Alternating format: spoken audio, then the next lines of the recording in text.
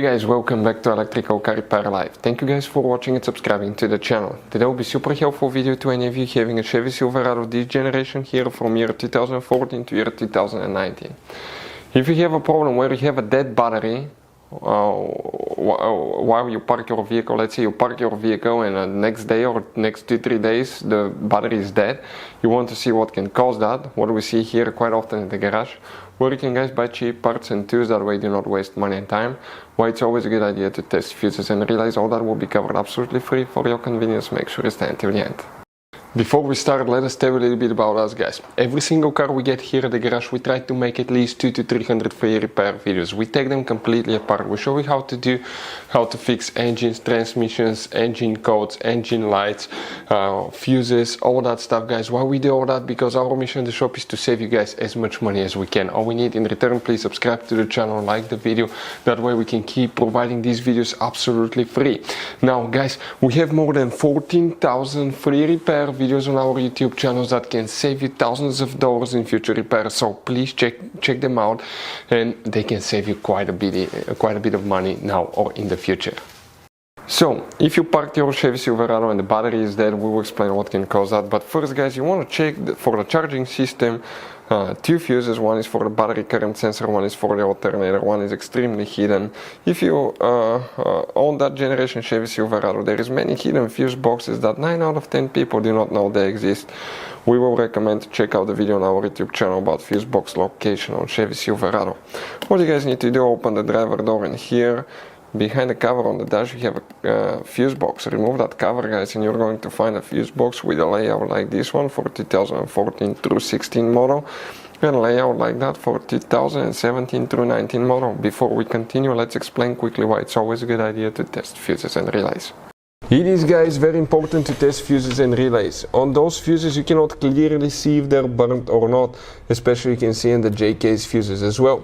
And if you guys assume, okay, let's say you remove a fuse, you look at it and you assume guys that it's actually a good fuse, but it's actually a bad fuse, sometimes you cannot clearly see that. What can easily happen guys at that point, you can put the bad fuse in and you start replacing parts and tools that you don't need to, so you lose your time, you lose your money to fix a problem that doesn't exist, when all we had to do is test the fuse and replace it. We'll put a link to a special video that will teach you how to test fuses, how to check relays very easily as well guys. So check it out, it will be in the description of the video below. Now guys, quick thing, if you need to buy fuses, relays, parts, tools at a good price, quick shipping, that way you do not waste money and time guys, we're going to put the links in the description of the video below for your convenience. Please check it out, that way you do not waste money and time. Here guys, okay, what we need to check specifically, we need to check, okay, let's start with 2014 to 16. By the way, please make sure you stay until the end. We'll share very helpful information and we'll give you advice. That way you do not end up being stuck in the middle of nowhere like it happened to us. Here guys, we need to check one fuse specifically, and we're talking about fuse number 37, that fuse right here. Now, if you have 2017 through 19, the location will be exactly the same. 37, that's the fuse, okay, right there again. That's for the battery current sensor. Then open the hood. The main fuse box is on the driver's side here under that cover, and it looks like this one. But by the way, you need to guys come to the passenger side. Okay, let me show you now here. On the passenger side, behind the coolant tank, okay, right here, that's your car battery. On the positive battery terminal, you have an integrated fuse box that looks like this one. That's a positive battery terminal. That's the top view. Here you have up to 1, 2, 3, 4, 5, 6 fuses, and one of these will be for the alternator. It may differ for the years, but most likely guys, okay, many things can cause battery drain to kill your battery. But the first thing you want to test is your alternator, because alternator, even though it's charging perfectly fine, it may kill your battery. You wonder guys, okay, how? You have on the back side, it's known as diodes. Check this thing out, diode here, here, here, here, 6 diodes usually.